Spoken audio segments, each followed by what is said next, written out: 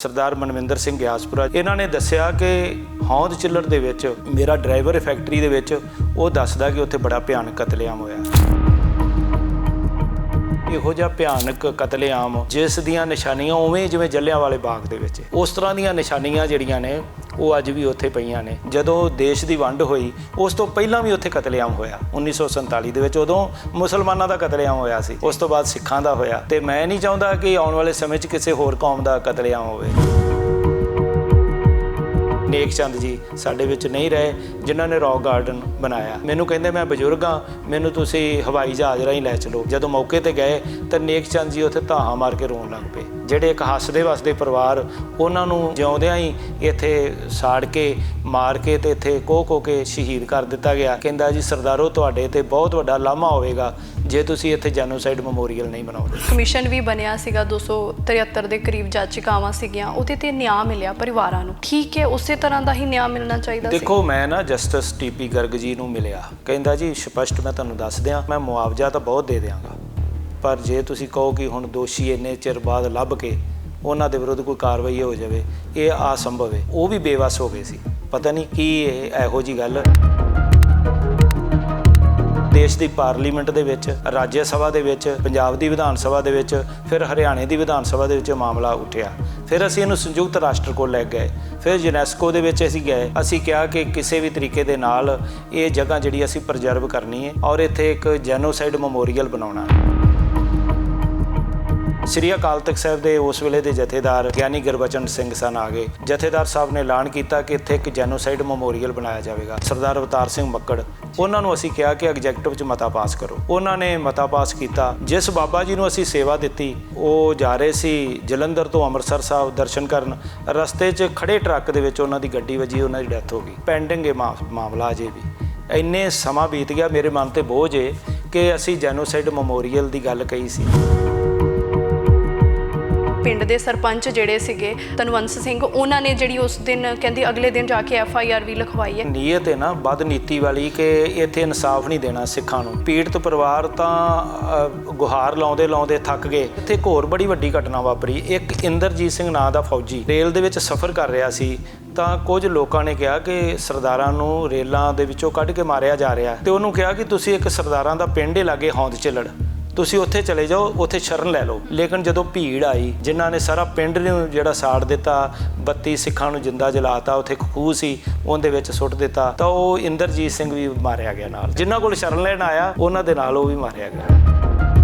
ਜਿਹੜੀ ਹੁਣ ਮੰਗ ਉਠਾਈ ਹੈ HS ਫੂਲਕਾ ਜੀ ਨੇ, ਮੈਂ ਸਹਿਮਤ ਹਾਂ ਕਿ ਟਰੁੱਥ ਕਮਿਸ਼ਨ ਬਣਨਾ ਚਾਹੀਦਾ। ਪਤਾ ਲਾਇਆ ਜਾਵੇ ਕਿ ਇਸ ਦੇ ਪਿੱਛੇ ਇਹ ਇੱਕੋ ਤਰ੍ਹਾਂ ਦਾ ਕਤਲੇਆਮ ਜਿਹਨੂੰ ਇਹ ਦਿੱਲੀ ਦੰਗੇ ਕਹਿ ਰਹੇ ਆ, ਦੰਗੇ ਤਾਂ ਹੋਏ ਹੀ ਨਹੀਂ ਗਏ, ਕੋਈ ਹਿੰਦੂ ਤਾਂ ਮਰਿਆ ਹੀ ਨਹੀਂ, ਸਿੱਖਾਂ ਦਾ ਕਤਲੇਆਮ ਕੀਤਾ ਗਿਆ। ਰਾਹੁਲ ਗਾਂਧੀ ਜਿੰਨੇ ਮਰਜ਼ੀ ਭਾਰਤ ਯਾਤਰਾ ਕਰ ਲਏ, ਭਾਰਤ ਜੋੜੋ ਯਾਤਰਾ ਕਰ ਲਏ, ਪਰ ਜਦੋਂ ਤੱਕ ਮਾਨਵਤਾ ਨੂੰ ਨਹੀਂ ਜੋੜਨਗੇ ਉਨੀ ਦੇਰ ਤੱਕ ਕੁਝ ਨਹੀਂ ਹੋਏਗਾ।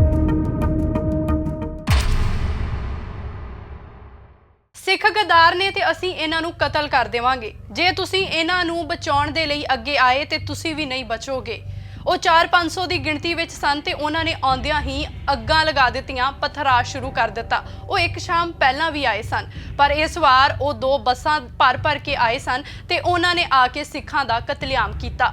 ਇਹ ਬਿਆਨ ਦਿੱਤੇ ਸੀਗੇ ਰੇਵੜੀ ਦੇ ਹੋਂਦ ਚਿੱਲੜ ਦੇ ਸਰਪੰਚ ਤਨਵੰਸ ਸਿੰਘ ਨੇ FIR ਦੇ ਵਿੱਚ, ਜਿੱਥੇ ਕਿ ਬਹੁਤ ਵੱਡਾ 1984 ਦੇ ਵੇਲੇ ਵਿੱਚ ਸਿੱਖ ਕਤਲੇਆਮ ਹੋਇਆ ਸੀ। ਤਕਰੀਬਨ 30 ਤੋਂ 32 ਪਰਿਵਾਰ ਇਸ ਦੀ ਲਪੇਟ ਦੇ ਵਿੱਚ ਆਏ ਸਨ ਤੇ 70 ਤੋਂ 74 ਦੇ ਕਰੀਬ ਜੋ ਸਿੱਖ ਸਨ ਇਸ ਤੋਂ ਪੀੜਤ ਹੋਏ ਸਨ। ਸੋ ਬਹੁਤ ਲੰਬੇ ਸਮੇਂ ਬਾਅਦ ਇਸ ਦੇ ਉੱਤੇ ਖੋਜ ਕਾਰਜ ਕੀਤਾ ਗਿਆ, ਕਿਉਂਕਿ 84 ਦੇ ਵੇਲੇ ਇਹ ਸਿਰਫ ਹੋਂਦ ਚਿੱਲੜ ਦੇ ਹਾਲਾਤ ਨਹੀਂ ਸਨ, ਇਹ ਬਹੁਤ ਹੋਰ ਥਾਵਾਂ ਸਨ ਭਾਰਤ ਦੇ ਰਾਜਾਂ ਦੀਆਂ ਜਿੱਥੇ ਇਸੇ ਹੀ ਤਰ੍ਹਾਂ ਦੇ ਦ੍ਰਿਸ਼ ਸਨ, ਇਸੇ ਹੀ ਤਰ੍ਹਾਂ ਦੀਆਂ ਮਨਸ਼ਾਵਾਂ ਦੇਖਣ ਨੂੰ ਮਿਲੀਆਂ ਸਨ। ਪਰ ਹੋਂਦ ਚਿੱਲੜ ਕਿਤੇ ਨਾ ਕਿਤੇ ਗੁੰਮਨਾਮ ਰਹਿ ਜਾਂਦਾ ਜੇਕਰ ਇਸ ਤੇ ਖੋਜ ਕਾਰਜ ਨਾ ਕਰਦੇ। ਸਾਡੇ ਅੱਜ ਦੇ ਮਹਿਮਾਨ ਜੋ ਸਾਡੇ ਨਾਲ ਸਟੂਡੀਓ ਦੇ ਵਿੱਚ ਮੌਜੂਦ ਨੇ, ਆਲ ਇੰਡੀਆ ਸਟੂਡੈਂਟ ਫੈਡਰੇਸ਼ਨ ਦੇ ਵਿੱਚ 27 ਸਾਲ ਲਗਾਤਾਰ ਸੇਵਾ ਨਿਭਾਉਣ ਵਾਲੇ ਸਰਦਾਰ ਕਰਨੈਲ ਸਿੰਘ ਪੀਰ ਮੁਹੰਮਦ ਮੇਰੇ ਨਾਲ ਮੌਜੂਦ ਨੇ। ਹੋਂਦ ਚਿੱਲੜ ਹਰਿਆਣਾ ਦੇ ਰੇਵੜੀ ਦਾ ਸੀਗਾ, ਸੋ ਉਸ ਨੂੰ ਇਹਨਾਂ ਨੇ ਲੱਭਿਆ ਔਰ ਸਿੱਖ ਕਤਲੇਆਮ ਦੇ ਲਈ, ਨਿਆਂ ਦੇ ਲਈ ਨਾਰਾ ਬੁਲੰਦ ਕੀਤਾ। ਸਾਡੇ ਨਾਲ ਮੌਜੂਦ ਨੇ, ਉਹਨਾਂ ਦੇ ਨਾਲ ਗੱਲਬਾਤ ਕਰਾਂਗੇ। ਸਰ ਬਹੁਤ ਬਹੁਤ ਸਵਾਗਤ ਹੈ ਰੋਜ਼ਾਨਾ ਸਪੋਕਸਮੈਨ ਟੀਵੀ। ਧੰਨਵਾਦ। ਸੋ ਕਿਉਂ ਤੁਹਾਨੂੰ ਇਸ ਖੋਜ ਕਾਰਜ ਨੂੰ ਕਰਨਾ ਜ਼ਰੂਰੀ ਲੱਗਾ? ਕਿਉਂ ਤੁਸੀਂ ਇਸ ਹੋਂਦ ਚਿੱਲੜ ਵਾਲਾ ਜਿਹੜਾ ਸੀਗਾ ਮਾਮਲਾ ਇਸ ਨੂੰ ਯੂਨੈਸਕੋ ਤੱਕ ਲੈ ਕੇ ਗਏ? ਦੇਖੋ ਜਦੋਂ 6 ਜੂਨ 1984 ਨੂੰ ਦਰਬਾਰ ਸਾਹਿਬ ਦੇ ਉੱਤੇ ਹਮਲਾ ਹੁੰਦਾ ਤੇ ਤਕਰੀਬਨ 12 ਸਾਲ ਦੀ ਕਰੀਬ ਮੇਰੀ ਉਮਰ ਸੀ ਜੀ। ਤੇ ਉਦੋਂ ਅਸੀਂ ਜੋ ਸੁਣ ਰਹੇ ਸੀ ਕਿ ਸਿੱਖਾਂ ਦਾ ਅੱਜ ਇੰਨੇ ਭਿਆਨਕ ਕਤਲੇਆਮ ਹੋ ਰਿਹਾ ਹੈ, ਦਰਬਾਰ ਸਾਹਿਬ ਦੇ ਉੱਤੇ 37 ਗੁਰਧਾਮਾਂ ਦੇ ਉੱਪਰ ਭਾਰਤੀ ਫੌਜਾਂ ਚੜ੍ਹ ਕੇ ਆਈਆਂ ਜੀ। ਤਾਂ ਉਸ ਤੋਂ ਬਾਅਦ ਇੱਕ ਗੁੱਸਾ ਸੀ ਸਿੱਖ ਕੌਮ ਦੇ ਅੰਦਰ।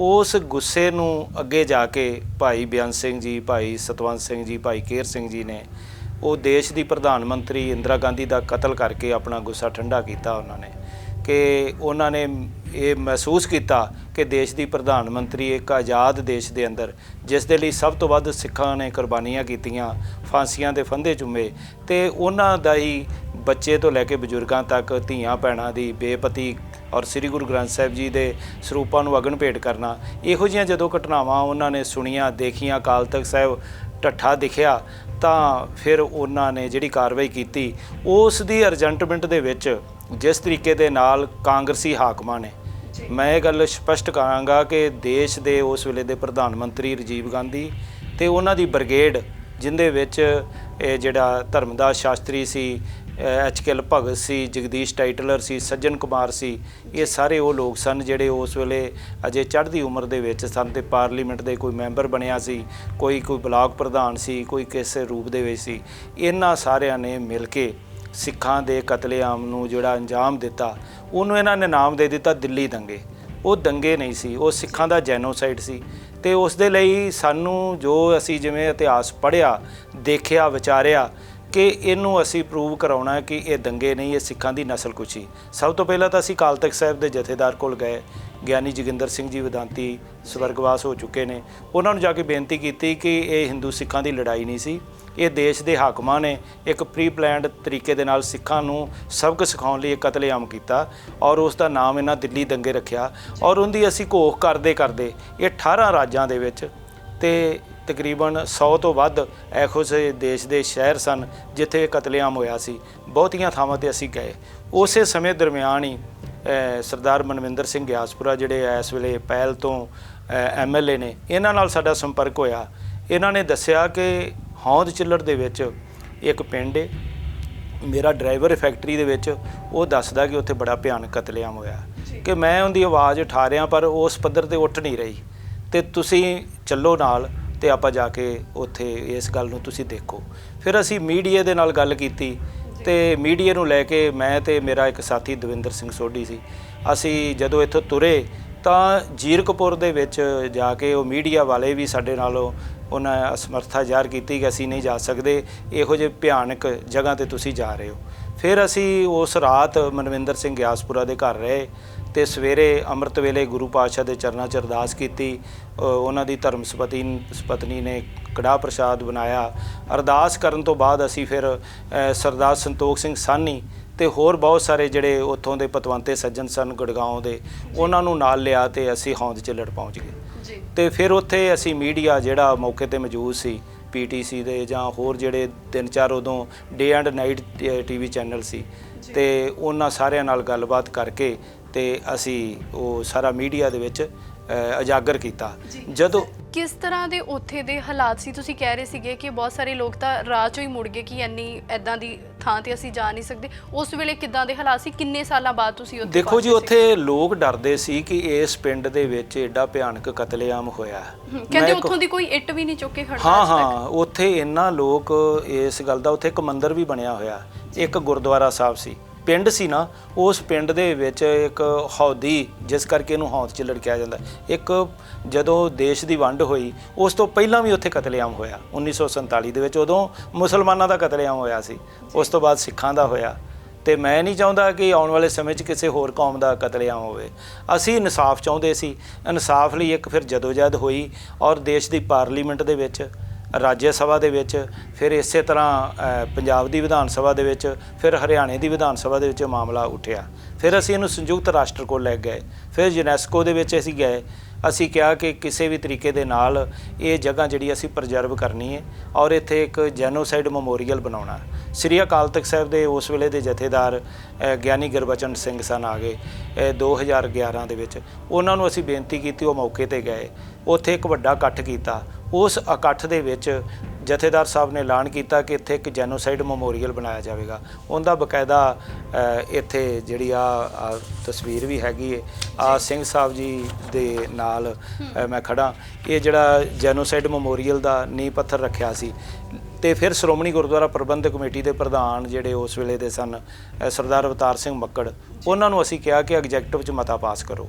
ਉਹਨਾਂ ਨੇ ਮਤਾ ਪਾਸ ਕੀਤਾ ਐਗਜੈਕਟਿਵ ਨੇ ਕਿ ਇੱਥੇ ਕਾਰ ਸੇਵਾ ਦੇ ਰਾਹੀਂ ਇੱਕ ਜੈਨੋਸਾਈਡ ਮੈਮੋਰੀਅਲ ਬਣਾਇਆ ਜਾਵੇਗਾ। ਜਿਸ ਬਾਬਾ ਜੀ ਨੂੰ ਅਸੀਂ ਸੇਵਾ ਦਿੱਤੀ, ਉਹ ਬਾਬਾ ਜੀ ਜਦੋਂ ਉੱਥੇ ਮੌਕੇ ਤੇ ਗਏ ਉਹ ਵੀ ਡਰ ਗਏ। ਉਹ ਕਹਿੰਦੇ ਜੀ ਇੱਥੇ ਮੈਂ ਕੀ ਕਰਾਂਗਾ। ਲੇਕਿਨ ਤੁਸੀਂ ਦੇਖੋ ਉਹ ਜਾ ਰਹੇ ਸੀ ਜਲੰਧਰ ਤੋਂ ਅੰਮ੍ਰਿਤਸਰ ਸਾਹਿਬ ਦਰਸ਼ਨ ਕਰਨ, ਰਸਤੇ 'ਚ ਖੜੇ ਟਰੱਕ ਦੇ ਵਿੱਚ ਉਹਨਾਂ ਦੀ ਗੱਡੀ ਵੱਜੀ, ਉਹਨਾਂ ਦੀ ਡੈਥ ਹੋ ਗਈ। ਭੰਗ ਪਾਣੇ ਕਹਿ ਲਓ ਵੀ ਜਾਨ ਚਲੀ ਗਈ, ਪਰ ਕੌਮ ਦੇ ਕੰਮ ਨਹੀਂ ਆ ਸਕੇ। ਚਲੋ ਉਹਨਾਂ ਦੀ ਬਦਕਿਸਮਤੀ ਜਾਂ ਸਾਡੀ ਕਿ ਅਸੀਂ ਉਹ ਨਹੀਂ ਕਰ ਸਕੇ। ਲੇਕਿਨ ਇਹ ਪੈਂਡਿੰਗ ਹੈ ਮਾਮਲਾ ਅਜੇ ਵੀ। ਇੰਨੇ ਸਮਾਂ ਬੀਤ ਗਿਆ, ਮੇਰੇ ਮਨ ਤੇ ਬੋਝ ਹੈ ਕਿ ਅਸੀਂ ਜੈਨੋਸਾਈਡ ਮੈਮੋਰੀਅਲ ਦੀ ਗੱਲ ਕਹੀ ਸੀ ਔਰ ਜਥੇਦਾਰ ਅਕਾਲ ਤਖਤ ਸਾਹਿਬ ਨੇ ਬਕਾਇਦਾ ਉਸ ਦਾ ਨੀਂਹ ਪੱਥਰ ਰੱਖਿਆ ਸੀ, ਲੇਕਿਨ ਅੱਜ ਤੱਕ ਉਹ ਬਣਿਆ ਨਹੀਂ। ਉਹ ਨੀਂਹ ਪੱਥਰ ਵੀ ਤੋੜ ਦਿੱਤਾ ਸ਼ਰਾਰਤੀ ਅਨਸਰਾਂ ਨੇ। ਸੋ ਜਦੋਂ ਤੁਸੀਂ ਇਹ ਖੋਜ ਕਾਰਜ ਕਰ ਰਹੇ ਸੀ ਉਸ ਜਗ੍ਹਾ ਨੂੰ ਲੱਭਣ ਦਾ ਤਾਂ ਠੀਕ ਹੈ, ਪਰ ਖੋਜ ਕਾਰਜ ਦੇ ਵਿੱਚ ਇਹ ਬੜਾ ਹੁੰਦਾ, ਜਿਵੇਂ FIR ਦਾ ਜ਼ਿਕਰ ਮਿਲਦਾ ਹੈ ਜੋ ਉਸ ਪਿੰਡ ਦੇ ਸਰਪੰਚ ਜਿਹੜੇ ਸੀਗੇ ਤਨਵੰਸ ਸਿੰਘ, ਉਹਨਾਂ ਨੇ ਜਿਹੜੀ ਉਸ ਦਿਨ ਕਹਿੰਦੀ ਅਗਲੇ ਦਿਨ ਜਾ ਕੇ FIR ਵੀ ਲਿਖਵਾਈ ਹੈ। ਉੱਦਾਂ ਦੇ ਡਾਕੂਮੈਂਟਸ ਵੀ ਤੁਹਾਨੂੰ ਉੱਥੇ ਮਿਲੇ ਜਾ ਕੇ? ਇਹ ਦੇਖੋ ਡਾਕੂਮੈਂਟ ਤਾਂ ਬਹੁਤ ਸੀ, ਲੇਕਿਨ ਕਿਉਂਕਿ ਇੱਕ ਨੀਅਤ ਹੈ ਨਾ ਬਦਨੀਤੀ ਵਾਲੀ ਕਿ ਇੱਥੇ ਇਨਸਾਫ ਨਹੀਂ ਦੇਣਾ ਸਿੱਖਾਂ ਨੂੰ, ਤੇ ਪੀੜਤ ਪਰਿਵਾਰ ਤਾਂ ਗੁਹਾਰ ਲਾਉਂਦੇ ਥੱਕ ਗਏ। ਤੁਸੀਂ ਦੇਖੋ ਇੱਥੇ ਇੱਕ ਹੋਰ ਬੜੀ ਵੱਡੀ ਘਟਨਾ ਵਾਪਰੀ। ਇੱਕ ਇੰਦਰਜੀਤ ਸਿੰਘ ਨਾਂ ਦਾ ਫੌਜੀ ਜਦੋਂ ਉਹ ਰੇਲ ਦੇ ਵਿੱਚ ਸਫ਼ਰ ਕਰ ਰਿਹਾ ਸੀ ਤਾਂ ਕੁਝ ਲੋਕਾਂ ਨੇ ਕਿਹਾ ਕਿ ਸਰਦਾਰਾਂ ਨੂੰ ਰੇਲਾਂ ਦੇ ਵਿੱਚੋਂ ਕੱਢ ਕੇ ਮਾਰਿਆ ਜਾ ਰਿਹਾ ਤੇ ਤੁਸੀਂ ਇੱਥੇ ਉਤਰ ਜਾਓ। ਰੇਵਾੜੀ ਜਿਹੜਾ ਰੇਲਵੇ ਸਟੇਸ਼ਨ ਹੈ ਉਹ ਉੱਥੇ ਉਤਰਿਆ ਤੇ ਉਹਨੂੰ ਕਿਹਾ ਕਿ ਤੁਸੀਂ ਇੱਕ ਸਰਦਾਰਾਂ ਦਾ ਪਿੰਡ ਹੈ ਲਾਗੇ ਹੌਂਦ ਝਿੱਲੜ, ਤੁਸੀਂ ਉੱਥੇ ਚਲੇ ਜਾਓ, ਉੱਥੇ ਸ਼ਰਨ ਲੈ ਲਓ ਕਿ ਤੁਸੀਂ ਬਚ ਜਾਓਗੇ। ਜਦੋਂ ਉੱਥੇ ਗਏ ਤੇ ਉੱਥੇ ਉਹਨਾਂ ਨੇ ਸਰਦਾਰਾਂ ਨੇ ਕਿਹਾ ਕਿ ਤੁਸੀਂ ਇਸ ਗੁਰਦੁਆਰਾ ਸਾਹਿਬ ਜਿਹੜਾ ਪਿੰਡ ਦੇ ਵਿੱਚ ਹੀ ਬਣਿਆ ਸੀ ਕਿ ਤੁਸੀਂ ਗੁਰਦੁਆਰਾ ਸਾਹਿਬ ਦੇ ਵਿੱਚ ਸ਼ਰਨ ਲੈ ਲਓ। ਲੇਕਿਨ ਜਦੋਂ ਭੀੜ ਆਈ ਜਿਨ੍ਹਾਂ ਨੇ ਸਾਰਾ ਪਿੰਡ ਨੂੰ ਜਿਹੜਾ ਸਾੜ ਦਿੱਤਾ, 32 ਸਿੱਖਾਂ ਨੂੰ ਜਿੰਦਾ ਜਲਾਤਾ, ਉੱਥੇ ਖੂਹ ਸੀ ਉਹਦੇ ਵਿੱਚ ਸੁੱਟ ਦਿੱਤਾ ਮਾਰ ਕੇ, ਤਾਂ ਉਹ ਇੰਦਰਜੀਤ ਸਿੰਘ ਵੀ ਮਾਰਿਆ ਗਿਆ ਨਾਲ। ਤੁਸੀਂ ਦੇਖੋ ਇੱਕ ਸ਼ਰਨ ਲੈਣ ਆਇਆ, ਜਿਨ੍ਹਾਂ ਕੋਲ ਸ਼ਰਨ ਲੈਣ ਆਇਆ ਉਹਨਾਂ ਦੇ ਨਾਲ ਉਹ ਵੀ ਮਾਰਿਆ ਗਿਆ। ਤੁਸੀਂ ਦੇਖੋ ਇਹੋ ਜਿਹਾ ਭਿਆਨਕ ਕਤਲੇਆਮ ਜਿਸ ਦੀਆਂ ਨਿਸ਼ਾਨੀਆਂ ਉਵੇਂ ਜਿਵੇਂ ਜਲਿਆਂਵਾਲੇ ਬਾਗ ਦੇ ਵਿੱਚ ਉਸ ਤਰ੍ਹਾਂ ਦੀਆਂ ਨਿਸ਼ਾਨੀਆਂ ਜਿਹੜੀਆਂ ਨੇ ਉਹ ਅੱਜ ਵੀ ਉੱਥੇ ਪਈਆਂ ਨੇ। ਸੋ ਆ ਤੁਸੀਂ ਦੇਖੋ ਖੰਡਰ ਬਣਿਆ ਹੋਇਆ, ਇਹ ਜਿਹੜਾ ਸਾਰੇ ਸਿੰਘ ਨਾਲ ਖੜੇ ਨੇ, ਇਹ ਜਿਹੜਾ ਉਹ ਪਿੰਡ ਦੀਆਂ ਕੁਝ ਬਿਲਡਿੰਗਾਂ ਨੇ ਜਿਹੜੀਆਂ ਅੱਜ ਵੀ ਉਸ ਖੰਡਰ ਦੀ ਯਾਦ ਦਿਵਾਉਂਦੀਆਂ ਨੇ। ਸੋ ਮੈਂ ਪਰ ਇੱਕ ਯਾਦਗਾਰ ਨਹੀਂ ਬਣ ਸਕੀ ਜੈਨੋਸਾਈਡ ਦੀ। ਇਹ ਦੇਖੋ ਇਹ ਸਾਡੀ ਸਿੱਖ ਕੌਮ ਨੂੰ ਸੋਚਣਾ ਪਏਗਾ, ਵਿਚਾਰਨਾ ਪਵੇਗਾ, ਸਿੱਖ ਸੰਸਥਾਵਾਂ ਨੂੰ, ਖਾਸ ਕਰਕੇ ਸ਼੍ਰੋਮਣੀ ਗੁਰਦੁਆਰਾ ਪ੍ਰਬੰਧਕ ਕਮੇਟੀ ਨੂੰ। ਮੈਂ ਦਿੱਲੀ ਗੁਰਦੁਆਰਾ ਮੈਨੇਜਮੈਂਟ ਕਮੇਟੀ ਨੂੰ ਵੀ ਕਿਹਾ, ਸਰਨਾ ਸਾਹਿਬ ਨੂੰ ਕਿਹਾ, GK ਸਾਹਿਬ ਨੂੰ ਕਿਹਾ, ਸਿਰਸਾ ਸਾਹਿਬ ਨੂੰ ਕਿਹਾ ਕਿ ਤੁਸੀਂ ਤਾਂ ਭਾਈ ਬਿਲਕੁਲ ਨੇੜੇ ਹੋ, ਤੁਸੀਂ ਸੱਚ ਦੀ ਦੀਵਾਰ ਬਣਾ ਰਹੇ ਹੋ, 78 ਕਿਲੋਮੀਟਰ ਤੁਸੀਂ ਸੱਚ ਦੀ ਦੀਵਾਰ ਬਣਾ ਰਹੇ ਹੋ। ਲੇਕਿਨ ਜਿਹੜਾ ਇੱਕ ਮੂੰਹੋਂ ਬੋਲਦੀ ਸੱਚ ਦੀ ਦੀਵਾਰ ਹੈ ਜਿੱਥੇ ਲਿਖਿਆ ਗਿਆ ਕਿ ਕਿਵੇਂ ਸਿੱਖਾਂ ਦਾ ਕਤਲੇਆਮ ਹੋਇਆ, ਉਹਦੇ ਬਾਰੇ ਤੁਸੀਂ ਕਿਉਂ ਨਹੀਂ ਸੋਚ ਰਹੇ? ਇਹ ਮੈਂ ਕਹਿੰਦਾ ਮੈਂ ਵੀ ਬਰਾਬਰ ਦਾ ਜ਼ਿੰਮੇਵਾਰ ਹਾਂ। ਸ਼੍ਰੋਮਣੀ ਗੁਰਦੁਆਰਾ ਪ੍ਰਬੰਧਕ ਕਮੇਟੀ ਜਾਂ ਦਿੱਲੀ ਗੁਰਦੁਆਰਾ ਮੈਨੇਜਮੈਂਟ ਕਮੇਟੀ ਜਾਂ ਸਾਡੇ ਕਾਰ ਸੇਵਾ ਵਾਲੇ ਬਾਬੇ, ਇਹ ਜਦੋਂ ਤੱਕ ਇਹ ਜੈਨੋਸਾਈਡ ਮੈਮੋਰੀਅਲ ਨਹੀਂ ਬਣਦਾ ਇਹ ਸਾਡੇ ਉੱਤੇ ਬਹੁਤ ਵੱਡਾ ਇੱਕ ਬੋਝ ਹੈ। ਔਰ ਉਹ ਜਿਹੜੀਆਂ ਸਾਡੇ ਸਿੱਖਾਂ ਦਾ ਕਤਲੇਆਮ ਹੋਇਆ ਇੰਨਾ ਵੱਡੇ ਪੱਧਰ 'ਤੇ, ਮੈਂ ਕਹਿੰਦਾ ਮਾਨਵਤਾ ਦਾ ਸਿੱਖ ਅਸੀਂ ਇਸ ਕਰਕੇ ਕਹਿ ਦਿੰਦੇ ਹਾਂ ਸਾਡੇ ਕਿ ਸਾਡੇ ਜਿਹੜੇ ਸਿੰਘ ਤੇ ਕੌਰ ਦੇ ਨਾਲ ਜੁੜੇ ਹੋਏ ਸ਼ਬਦ, ਲੇਕਿਨ ਇਹ ਪੂਰੀ ਮਾਨਵਤਾ ਦੇ ਲਈ ਇੱਕ ਬੜਾ ਵੱਡਾ ਸੁਨੇਹਾ ਕਿ ਇੱਕ ਆਜ਼ਾਦ ਦੇਸ਼ ਦੇ ਵਿੱਚ ਜਿਸ ਦੇਸ਼ ਲਈ ਸਭ ਤੋਂ ਵੱਧ ਕੁਰਬਾਨੀਆਂ ਜਿਸ ਕੌਮ ਨੇ ਕੀਤੀਆਂ ਹੋਣ, ਤੁਸੀਂ ਉਸ ਕੌਮ ਨੂੰ ਮਾਰ ਕੇ ਤੇ ਖੂਹਾਂ ਦੇ ਵਿੱਚ ਸੁੱਟ ਰਹੇ ਹੋ ਤੇ ਫਿਰ ਉਹਨਾਂ ਦੇ ਘਰ-ਬਾਰ ਲੁੱਟ ਰਹੇ ਹੋ, ਉਹਨਾਂ ਦੀਆਂ ਜ਼ਮੀਨ ਜਾਇਦਾਦਾਂ। ਦੇਖੋ ਇਹ ਜਿਹੜਾ ਪਿੰਡ ਸੀ ਉੱਥੇ ਲਾਗੇ ਲੋਕ, ਜਦੋਂ ਤੁਸੀਂ ਕਿਤੇ ਤੁਹਾਨੂੰ ਮੌਕਾ ਮਿਲੇ ਤੁਸੀਂ ਜਾਓ, ਉੱਥੇ ਜਾ ਕੇ ਤੁਸੀਂ ਵਿਜ਼ਿਟ ਕਰੋ, ਤੁਹਾਨੂੰ ਪਤਾ ਲੱਗੇਗਾ। ਮੈਂ ਇੱਥੇ ਬੇਨਤੀ ਕੀਤੀ, ਨੇਕ ਚੰਦ ਜੀ ਸਾਡੇ ਵਿੱਚ ਨਹੀਂ ਰਹੇ ਜਿਨ੍ਹਾਂ ਨੇ ਰੌਕ ਗਾਰਡਨ ਬਣਾਇਆ, ਉਹ ਮੈਨੂੰ ਕਹਿੰਦੇ ਮੈਂ ਬਜ਼ੁਰਗ ਹਾਂ, ਮੈਨੂੰ ਤੁਸੀਂ ਹਵਾਈ ਜਹਾਜ਼ ਰਾਹੀਂ ਲੈ ਚਲੋ। ਮੈਂ ਇੱਥੋਂ ਫਲਾਈਟ ਲਈ ਅਸੀਂ ਉੱਥੇ ਗਏ ਦਿੱਲੀ ਤੋਂ ਆਪਣੇ ਸਫ਼ਰ ਕਰਕੇ ਜਦੋਂ ਮੌਕੇ 'ਤੇ ਗਏ ਤਾਂ ਨੇਕ ਚੰਦ ਜੀ ਉੱਥੇ ਧਾਹਾਂ ਮਾਰ ਕੇ ਰੋਣ ਲੱਗ ਪਏ। ਉਹ ਕਹਿੰਦੇ ਇਸ ਦੇਸ਼ ਦੇ ਵਿੱਚ ਕਹਿੰਦੇ ਮੈਂ ਰੌਕ ਗਾਰਡਨ ਬਣਾਇਆ, ਖੰਡਰ ਲੱਭ ਕੇ ਮੈਂ ਇੱਥੇ ਚੰਡੀਗੜ੍ਹ ਦੇ ਵਿੱਚ ਇੱਕ ਲੋਕਾਂ ਨੂੰ ਮੌਕਾ ਮਿਲੇ ਕਿ ਉਹ ਇੱਥੇ ਵਿਜ਼ਿਟ ਕਰਨ, ਪਰ ਕਹਿੰਦੇ ਕਿ ਆਹ ਜਿਹੜਾ ਖੰਡਰ ਜਿਹੜੇ ਇੱਕ ਹੱਸਦੇ ਵਸਦੇ ਪਰਿਵਾਰ ਉਹਨਾਂ ਨੂੰ ਜਿਉਂਦਿਆਂ ਹੀ ਇੱਥੇ ਸਾੜ ਕੇ ਮਾਰ ਕੇ ਤੇ ਇੱਥੇ ਕੋਹ ਕੇ ਸ਼ਹੀਦ ਕਰ ਦਿੱਤਾ ਗਿਆ। ਤੇ ਇਹ ਕਹਿੰਦਾ ਜੀ ਸਰਦਾਰੋ ਤੁਹਾਡੇ ਤੇ ਬਹੁਤ ਵੱਡਾ ਲਾਮਾ ਹੋਵੇਗਾ ਜੇ ਤੁਸੀਂ ਇੱਥੇ ਜੈਨੋਸਾਈਡ ਮੈਮੋਰੀਅਲ ਨਹੀਂ ਬਣਾਉਂਦੇ। ਸੋ ਮੈਂ ਬੇਨਤੀ ਵੀ ਕਰਾਂਗਾ, ਅੱਜ ਮੈਂ ਸਪੋਕਸਮੈਨ ਦਾ ਵੀ ਤੁਹਾਡਾ ਧੰਨਵਾਦ ਕਰਦਾ ਕਿ ਤੁਸੀਂ ਇਹ ਮਸਲਾ ਇੱਕ ਵਾਰ ਫੇਰ ਲੂੰ ਕੰਢੇ ਖੜੇ ਹੋ ਜਾਂਦੇ ਆ ਜਦੋਂ ਅਸੀਂ ਹੋਂਦ ਚਿੱਲੜ ਦਾ ਨਾਮ ਲੈਂਦੇ ਹਾਂ। ਜੀ ਅੱਛਾ, ਜਸਟਿਸ ਟੀਪੀ ਕਮਿਸ਼ਨ ਵੀ ਬਣਿਆ ਸੀਗਾ, 273 ਦੇ ਕਰੀਬ ਜਾਚਕਾਵਾਂ ਸੀਗੀਆਂ, ਉਹਦੇ ਤੇ ਨਿਆਂ ਮਿਲਿਆ ਪਰਿਵਾਰਾਂ ਨੂੰ। ਉਸ ਨਿਆਂ ਨੂੰ ਤੁਸੀਂ ਕਿਵੇਂ ਦੇਖਦੇ ਹੈਗੇ ਆ? ਉਹ ਠੀਕ ਹੈ, ਉਸੇ ਤਰ੍ਹਾਂ ਦਾ ਹੀ ਨਿਆਂ ਮਿਲਣਾ ਚਾਹੀਦਾ ਸੀ? ਦੇਖੋ, ਮੈਂ ਨਾ ਜਸਟਿਸ ਟੀਪੀ ਗਰਗ ਜੀ ਨੂੰ ਮਿਲਿਆ ਪਹਿਲੀਆਂ 1-2 ਤਰੀਕਾਂ ਤੇ ਮੈਂ ਇੱਕ ਦਿਨ ਉਹਨਾਂ ਨੂੰ ਕਿਹਾ ਕਿ ਮੈਂ ਤੁਹਾਡੇ ਨਾਲ ਗੱਲਬਾਤ ਕਰਨੀ ਹੈ। ਉਹ ਕਹਿੰਦੇ ਆਓ ਬੈਠੋ। ਮੈਂ ਕਿਹਾ ਜੀ ਤੁਹਾਨੂੰ ਹੁਣ ਇੱਥੇ ਜਸਟਿਸ ਤੁਹਾਨੂੰ ਪੁਆਇੰਟ ਕੀਤਾ ਗਿਆ ਇੱਕ ਮੈਂਬਰੀ ਕਮਿਸ਼ਨ। ਕਹਿੰਦਾ ਜੀ ਸਪਸ਼ਟ ਮੈਂ ਤੁਹਾਨੂੰ ਦੱਸ ਦਿਆਂ। ਮੈਂ ਕਿਹਾ ਜੀ ਦੱਸੋ। ਕਹਿੰਦਾ ਕਿ ਮੈਂ ਮੁਆਵਜ਼ਾ ਤਾਂ ਬਹੁਤ ਦੇ ਦਿਆਂਗਾ, ਪਰ ਜੇ ਤੁਸੀਂ ਕਹੋ ਕਿ ਹੁਣ ਦੋਸ਼ੀ ਇੰਨੇ ਚਿਰ ਬਾਅਦ ਲੱਭ ਕੇ ਉਹਨਾਂ ਦੇ ਵਿਰੁੱਧ ਕੋਈ ਕਾਰਵਾਈ ਹੋ ਜਾਵੇ, ਇਹ ਅਸੰਭਵ ਹੈ। ਇਹ ਤੁਸੀਂ ਦੇਖੋ ਜਸਟਿਸ ਟੀਪੀ ਗਰਗ ਅੱਜ ਵੀ ਜਿਉਂਦੇ ਨੇ, ਉਹਨਾਂ ਨਾਲ ਗੱਲ ਕੀਤੀ ਜਾ ਸਕਦੀ ਹੈ। ਉਹ ਵੀ ਬੇਵੱਸ ਹੋ ਗਏ ਸੀ, ਪਤਾ ਨਹੀਂ ਕੀ ਇਹੋ ਜਿਹੀ ਗੱਲ ਕਿ ਕਹਿੰਦੇ ਜੀ ਮੈਂ ਮੁਆਵਜ਼ਾ ਦੇ ਦਾਂਗਾ। ਮੁਆਵਜ਼ਾ ਉਹਨਾਂ ਨੇ ਬਹੁਤ ਦਿੱਤਾ, 25-25 ਲੱਖ ਰੁਪਇਆ ਇੱਕ ਪੀੜਤ ਪਰਿਵਾਰ ਦੇ ਮੈਂਬਰ ਨੂੰ ਜਿਹੜਾ ਦਿੱਤਾ। ਸਰਦਾਰ ਇੰਦਰਜੀਤ ਸਿੰਘ ਜਿਹੜੇ ਤੁਹਾਨੂੰ ਦੱਸਿਆ ਸੀ ਫੌਜੀ ਸ਼ਹੀਦ ਹੋਏ ਸੀ, ਉਹਨਾਂ ਦੀ ਪਤਨੀ ਨੂੰ ਕਿਉਂਕਿ ਰਿਕਾਰਡ ਹੀ ਨਹੀਂ ਸੀ ਕਦੋਂ ਮਿਲ ਰਿਹਾ ਕਿ ਉਹ ਇੱਥੇ ਸ਼ਹੀਦ ਹੋਏ ਜਾਂ ਕਿੱਥੇ, ਉਹਨਾਂ ਨੂੰ ਵੀ ਮਿਲਿਆ। ਹੋਰ ਗੜਗਾਉਂ ਤੋਂ ਬਹੁਤ ਪਰਿਵਾਰ ਸਨ, ਉਹਨਾਂ ਨੂੰ ਮਿਲਿਆ। ਸੋ ਬਾਅਦ ਦੇ ਵਿੱਚ ਇਹ ਸਾਰਾ ਕੇਸ ਮਨਵਿੰਦਰ ਸਿੰਘ ਗਿਆਸਪੁਰਾ ਤੇ ਭਾਈ ਦਰਸ਼ਨ ਸਿੰਘ ਘੋਲੀਆ ਉਹ ਲਗਾਤਾਰ ਇਹਨੂੰ ਅੱਗੇ ਅਦਾਲਤਾਂ ਵਿੱਚ ਜਾਂਦੇ ਰਹੇ, ਲੜ ਰਹੇ ਨੇ, ਅਜੇ ਵੀ ਕੇਸ ਚੱਲ ਰਹੇ ਨੇ। ਲੇਕਿਨ ਕਿਉਂਕਿ ਬਹੁਤ ਸਾਰੇ ਹੋਰ ਕੇਸ ਸਨ ਨਵੰਬਰ 1984 ਸਿੱਖ ਨਸਲਕੁਸ਼ੀ ਦੇ, ਜਿਨ੍ਹਾਂ ਦੇ ਵਿੱਚ ਸੱਜਣ ਕੁਮਾਰ, ਜਗਦੀਸ਼ ਟਾਈਟਲਰ, ਕਮਲਨਾਥ, ਧਰਮਦਾਸ ਸ਼ਾਸਤਰੀ, HKL ਭਗਤ ਚਲੋ ਭਾਵੇਂ ਮਰ ਗਏ ਨੇ, ਲੇਕਿਨ ਅਸੀਂ ਦੁਨੀਆ ਨੂੰ ਇਹ ਦੱਸਣਾ ਚਾਹੁੰਦੇ ਜਿਵੇਂ ਯਹੂਦੀਆਂ ਦੇ ਨਾਲ ਉਸ ਵੇਲੇ ਹਿਟਲਰ ਨੇ ਕੀਤਾ, ਸਿੱਖਾਂ ਦੇ ਨਾਲ ਉਸੇ ਤਰ੍ਹਾਂ ਹੀ ਰਾਜੀਵ ਗਾਂਧੀ ਦੀ ਉਸ ਵੇਲੇ ਦੀ ਸੈਨਾ ਨੇ ਕੀਤਾ।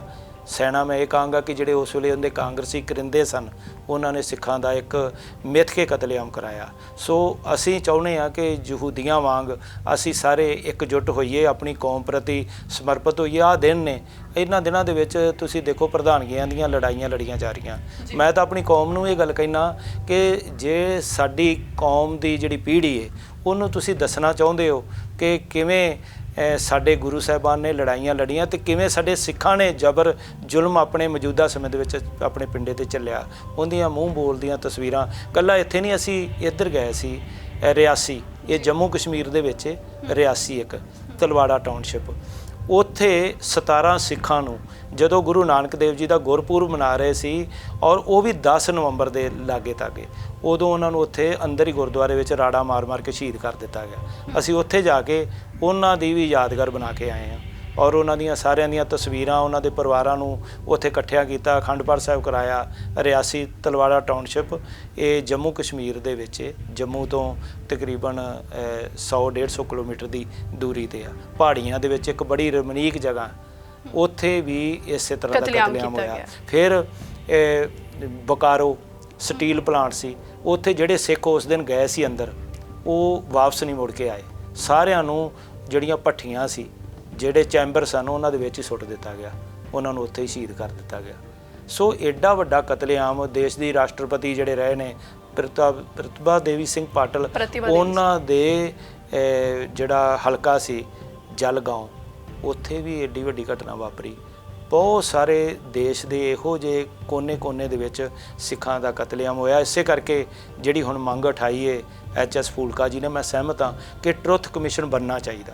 ਟਰੁੱਥ ਕਮਿਸ਼ਨ ਬਣੇ, ਇਹਦੇ ਪਤਾ ਲਾਇਆ ਜਾਵੇ ਕਿ ਇਸ ਦੇ ਪਿੱਛੇ ਇਹ ਇੱਕੋ ਤਰ੍ਹਾਂ ਦਾ ਕਤਲੇਆਮ, ਜਿਹਨੂੰ ਇਹ ਦਿੱਲੀ ਦੰਗੇ ਕਹਿ ਰਹੇ ਆ, ਦੰਗੇ ਤਾਂ ਹੋਏ ਹੀ ਨਹੀਂ ਗਏ, ਕੋਈ ਹਿੰਦੂ ਤਾਂ ਮਰਿਆ ਹੀ ਨਹੀਂ, ਸਿੱਖਾਂ ਦਾ ਕਤਲੇਆਮ ਕੀਤਾ ਗਿਆ। ਇਸ ਕਰਕੇ ਨਾ ਸਾਡੀ ਹਿੰਦੂਆਂ ਨਾਲ ਕੋਈ ਲੜਾਈ ਸੀ, ਇਹਦਾ ਸਿੱਖਾਂ ਦੀ ਨਸਲਕੁਸ਼ੀ ਕੀਤੀ ਗਈ। ਔਰ ਸਬਕ ਸਿਖਾਉਣ ਵਾਸਤੇ ਕਿ ਕੋਈ ਵੀ ਸਰਦਾਰ ਕਿਸੇ ਵੇਲੇ ਵੀ ਇਸ ਤਰ੍ਹਾਂ ਦੀ ਆਵਾਜ਼ ਨਾ ਉਠਾ ਸਕੇ ਕਿ ਉਹ ਜ਼ੁਲਮ ਜੋ ਉਹਦੇ 'ਤੇ ਹੋ ਰਿਹਾ ਉਹ ਚੱਲ ਲਵੇ। ਪਰ ਸਿੱਖ ਕੌਮ ਬਹਾਦਰਾਂ ਦੀ ਕੌਮ ਹੈ ਤੇ ਮੈਂ ਆਪਣੇ ਬਹਾਦਰ ਸਿੱਖ ਕੌਮ ਦੇ ਵੀਰਾਂ ਨੂੰ, ਭੈਣਾਂ ਨੂੰ ਇਹ ਗੱਲ ਕਹਾਂਗਾ ਕਿ ਸਾਡੀਆਂ ਛੋਟੀਆਂ ਮੋਟੀਆਂ ਲੜਾਈਆਂ ਉਹਨਾਂ ਤੋਂ ਸਾਨੂੰ ਬਚਣਾ ਚਾਹੀਦਾ। जी बिल्कुल, इस तरह के नारे गूंज रहे थे कि देश के गद्दारों को गोली मारो सरदारों को। सो एक वड्डा कतलेआम सी, तुसी कार्यशील हो। सो आखिरी मंग यही है कि वो मैमोरीअल उन्होंने चीज़ां उन्होंने थावां उन्होंने यादगारां नूं सांभिया जाए। देखो, जे ਅਸੀਂ ਆਪਣੀ ਪੀੜ੍ਹੀ ਨੂੰ ਦੱਸਣਾ ਚਾਹੁੰਦੇ ਆ ਜਾਂ ਜਿਹੜੀਆਂ ਦੂਸਰੀਆਂ ਕੌਮਾਂ ਨੇ ਉਹਨਾਂ ਨੂੰ ਇਹ ਦੱਸਣਾ ਚਾਹੁੰਦੇ ਕਿ ਸਾਡੇ ਨਾਲ ਉਦੋਂ ਕੀ ਵਾਪਰਿਆ, ਕਿਉਂ ਵਾਪਰਿਆ, ਇਹਦੇ ਲਈ ਅਸੀਂ ਕਿੱਥੇ ਗਲਤ ਸਾਂ। ਦੇਖੋ, ਦੇਸ਼ ਦੀ ਪ੍ਰਧਾਨ ਮੰਤਰੀ ਨੇ ਇੱਕ ਕੌਮ ਦੇ ਉੱਪਰ ਹਮਲਾ ਕੀਤਾ, ਉਹਦੇ ਇਸ਼ਟ ਦੇ ਉੱਪਰ ਹਮਲਾ ਕੀਤਾ। ਜੇ ਗੁੱਸੇ ਦੇ ਵਿੱਚ ਆ ਕੇ ਕੁਝ ਸਿੰਘਾਂ ਨੇ ਉਹਨਾਂ ਦੇ ਉੱਪਰ ਉਹਨਾਂ ਦਾ ਕਤਲ ਕਰ ਦਿੱਤਾ ਤੇ ਉਹਦੇ ਲਈ ਪੂਰੀ ਸਿੱਖ ਕੌਮ ਨੂੰ ਕਿਵੇਂ ਜ਼ਿੰਮੇਵਾਰ ਠਹਿਰਾਇਆ ਜਾ ਸਕਦਾ। ਸੋ ਇਹਨਾਂ ਨੇ ਜ਼ਿੰਮੇਵਾਰ ਠਹਿਰਾਇਆ ਤੇ ਮੈਂ ਤਾਂ ਇਹ ਗੱਲ ਕਹਾਂਗਾ ਕਿ ਉਹਨਾਂ ਜਰਵਾਣਿਆਂ ਨੂੰ, ਉਹ ਭਾਵੇਂ ਅੱਜ ਬਹੁਤ ਸਾਰੇ ਮਰ ਗਏ ਨੇ ਆਪਣੀ ਮੌਤ 'ਤੇ, ਪਾਗਲ ਹੋ ਕੇ ਮਰੇ ਨੇ। ਜਿਹੜਾ ਐਚ.ਕੇ. ਭਗਤ ਸੀ, ਜਗਦੀਸ਼ ਆਪਣਾ ਧਰਮਦਾਸ ਸ਼ਾਸਤਰੀ ਸੀ, ਇਹ ਪਾਗਲ ਹੋ ਕੇ ਕੰਧਾਂ ਨਾਲ ਟੱਕਰਾਂ ਮਾਰਦੇ ਸੀ ਕਿ ਸਾਡੀ ਮੌਤ ਹੋ ਜਾਏ। ਉਹਨਾਂ ਦੇ ਪਰਿਵਾਰ ਦੇ ਮੈਂਬਰ ਵੀ ਉਹਨਾਂ ਦੇ ਲਾਗੇ ਨਹੀਂ ਸੀ ਆਉਂਦੇ। ਸੋ ਮੈਂ ਗੱਲ ਕਹਿਣਾ, ਜਿਹੜੇ ਬਚੇ ਨੇ ਜਿਵੇਂ ਕਮਲਨਾਥ ਵਰਗੇ, ਇਹ ਅੱਜ ਕਾਂਗਰਸ ਨੂੰ ਸਰਾਪ ਕਿਸ ਗੱਲ ਦਾ। ਜੋ ਜਿੰਨੇ ਰਾਹੁਲ ਗਾਂਧੀ ਜਿੰਨੇ ਮਰਜ਼ੀ ਭਾਰਤ ਯਾਤਰਾ ਕਰ ਲਏ, ਭਾਰਤ ਜੋੜੋ ਯਾਤਰਾ ਕਰ ਲਏ, ਪਰ ਜਦੋਂ ਤੱਕ ਮਾਨਵਤਾ ਨੂੰ ਨਹੀਂ ਜੋੜਨਗੇ ਉਨੀ ਦੇਰ ਤੱਕ ਕੁਝ ਨਹੀਂ ਹੋਏਗਾ। जी बिल्कुल। सो इस कतलेआम की तुहानूं लगदा कि सरकार नूं या उस वेले दे लोकां नूं जिहड़ा आ माफ़ीनामा भी जिहड़ा हैगा लैना बिल्कुल। चाहीदा। देखो, माफ़ी सिखां दा कतलेआम होया तो सिखां कोले माफ़ी मंगा रहे आ। डॉक्टर मनमोहन सिंह नूं कहिंदे तुसीं माफ़ी मंगो। माफ़ी किहनूं मंगनी चाहीदी सी? गांधी परिवार नूं। राजीव गांधी दा बेटा राहुल गांधी, उन्हां दी धर्म पत्नी है सोनिया गांधी, ਉਹਨਾਂ ਨੂੰ ਮਾफ़ੀ ਮੰਗਣੀ ਚਾਹੀਦੀ। ਪ੍ਰਿयंका ਗਾਂਧੀ ਨੂੰ ਮਾफ़ੀ ਮੰਗਣੀ ਚਾਹੀਦੀ ਸੀ। ਲੇਕਿਨ ਇਹ ਡਾਕਟਰ ਮਨਮੋਹਨ ਸਿੰਘ ਨੂੰ ਕਹਿ ਰਹੇ ਨੇ ਕਿ ਤੁਸੀਂ ਮਾफ़ੀ ਮੰਗੋ। ਉਹਨਾਂ ਨੇ ਮੰਗੀ ਹੈ, ਪਰ ਉਹ ਮਾफ़ੀ ਗੁਰੂ ਚਰਨਾਂ ਦੇ ਵਿੱਚ ਜਾ ਕੇ ਗਾਂਧੀ ਪਰਿਵਾਰ ਮੰਗੇ, ਫਿਰ ਕਾਂਗਰਸ ਪੂਰੀ ਮੰਗੇ, ਫਿਰ ਜਾ ਕੇ ਇਹਨਾਂ ਦਾ ਛੁਟਕਾਰਾ ਹੋਵੇਗਾ। ਜੀ ਬਹੁਤ ਬਹੁਤ ਧੰਨਵਾਦ। ਤੁਸੀਂ ਹਰ ਇੱਕ ਸਮਾਜਿਕ ਮੁੱਦੇ ਤੇ ਬੜੀ ਪਹਿਲ ਕਰਮੀ ਦੇ ਨਾਲ ਆਪਣੀ ਰਾਏ ਰੱਖਦੇ ਨੇ। ਸੋ ਸਾਡੇ ਨਾਲ ਅੱਜ ਸਟੂਡੀਓ ਦੇ ਵਿੱਚ ਮੌਜੂਦ ਸਨ ਸਰਦਾਰ ਕਰਨੈਲ ਸਿੰਘ ਪੀਰ ਮੁਹੰਮਦ ਜੀ। ਲਗਾਤਾਰ ਹੋਂਦ ਚਿੱਲੜ ਦੀ ਹੋਜੀਪੁਰ ਚਿੱਲੜ ਜਿਹਨੂੰ ਕਹਿ ਕੇ ਜਾਣਿਆ ਜਾਂਦਾ, ਹਰਿਆਣਾ ਦੇ ਜ਼ਿਲ੍ਹਾ ਰੇਵੜੀ ਦਾ ਉਹ ਪਿੰਡ ਜਿੱਥੇ ਸਿੱਖ ਦਾ ਕਤਲੇਆਮ ਕੀਤਾ ਗਿਆ ਸੀਗਾ, ਸਿੱਖੀ ਦਾ ਘਾਣ ਕੀਤਾ ਗਿਆ ਸੀ। ਕੋਸ਼ਿਸ਼ ਕੀਤੀ ਗਈ ਕਿ ਉਹਨਾਂ ਪਰਿਵਾਰਾਂ ਨੂੰ ਨਿਆਂ ਦਿੱਤਾ ਜਾਵੇ, ਪਰ ਇੱਕ ਦੂਜੀ ਮੰਗ ਸੀ ਉੱਥੇ ਯਾਦਗਾਰ ਬਣਾਈ ਜਾਵੇ। ਜਿਸ ਤਰ੍ਹਾਂ ਦੇ ਨਾਲ ਕਤਲੇਆਮ ਹੋਇਆ, ਆਉਣ ਵਾਲੀਆਂ ਪੀੜ੍ਹੀਆਂ ਨੂੰ ਦੱਸਣ ਦੇ ਲਈ, ਉਹਦੇ ਤੋਂ ਸਬਕ ਲੈਣ ਦੇ ਲਈ, ਪਰ ਉਹ ਕਿਤੇ ਨਾ ਕਿਤੇ ਜਿਹੜਾ ਹੈ ਉਹ ਮਕਸਦ ਜਿਹੜਾ ਪੂਰਾ ਨਹੀਂ ਹੋਇਆ। ਦੂਜੀ ਗੱਲ ਇਹਨਾਂ ਨੇ ਬੜੀ ਖੂਬਸੂਰਤ ਕਹੀ ਕਿ ਜੱਜ ਨੇ ਵੀ ਕਿਹਾ ਸੀ ਕਿ ਸਜ਼ਾ ਕਿਹਨੂੰ ਦਈਏ, ਕਿਉਂਕਿ ਉਹ ਭੀੜ ਜਿਹਦਾ ਕੋਈ ਚਿਹਰਾ ਨਹੀਂ ਹੁੰਦਾ ਉਹ ਸਭ ਤੋਂ ਖਤਰਨਾਕ ਭੀੜ ਹੁੰਦੀ ਹੈ। 84 ਦੇ ਕਤਲੇਆਮ ਵੇਲੇ ਉਹੀ ਭੀੜ ਸੀ ਜੋ ਸਿੱਖਾਂ ਦਾ ਕਤਲੇਆਮ ਕਰ ਰਹੀ ਸੀ। ਸੋ ਲਗਾਤਾਰ ਰੋਜ਼ਾਨਾ ਸਪੋਕਸਮੈਨ ਦੀ ਨਜ਼ਰ ਬਣੀ ਰਹਿੰਦੀ ਹੈ ਕਿ ਪੰਥਕ ਮੁੱਦਿਆਂ ਦੇ ਉੱਤੇ ਸਰਗਰਮੀ ਦਿਖਾਈ ਜਾਵੇ ਔਰ ਉਹ ਜ਼ਖਮ ਜੋ ਕੌਮ ਦੇ ਹੱਲੇ ਵੀ ਅੱਲੇ ਨੇ, 84 ਦਾ ਨਿਆਂ 38 ਸਾਲਾਂ ਬਾਅਦ ਵੀ ਕੌਮ ਨੂੰ ਨਹੀਂ ਮਿਲਿਆ, ਉਸ ਦੇ ਉੱਤੇ ਗੱਲ ਹੁੰਦੀ ਰਹੇ। ਸੋ ਕੋਸ਼ਿਸ਼ ਰਹੇਗੀ, ਗੱਲ ਜਾਰੀ ਵੀ ਰਹੇਗੀ। ਤੁਸੀਂ ਜੁੜੇ ਰਹਿਣਾ ਰੋਜ਼ਾਨਾ ਸਪੋਕਸਮੈਨ ਟੀਵੀ ਦੇ ਨਾਲ। ਫਿਲਹਾਲ ਮੈਨੂੰ ਅਰਪਨ ਕੌਰ ਨੂੰ ਸਹਿਯੋਗੀ ਕੈਮਰਾਮੈਨ ਦੇ ਨਾਲ ਦਿਓ ਆਗਿਆ। ਧੰਨਵਾਦ।